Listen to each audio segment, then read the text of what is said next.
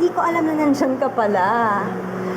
Oy, hindi ka namin binabackstab ba? Hindi ko ginagawa sa'yo. Nagkakwentuhan lang tayo, di ba? Opo. Tama. Kwentuhan o chismis? Well, pwede rin, chismisan, pero can you blame us? Sino ba naman ang hindi pagchichismisan nung nangyari? Alam mo, Emma, sa totoo lang, first time ko makakita ng ganun ka-jologs na awayan. Enlighten me nga. Yung Georgia na yon, anong Wait lang. Ba't pa ba ako nagtatanong? Sigurado ko lalaki, no? Lalaki ang pinag-awayan yung dalawa. Well, isa lang ang masasabi ko. Kabit si Georgia ng dati kong asawa. Lalaki nga. I knew it. Emma, let's have brunch.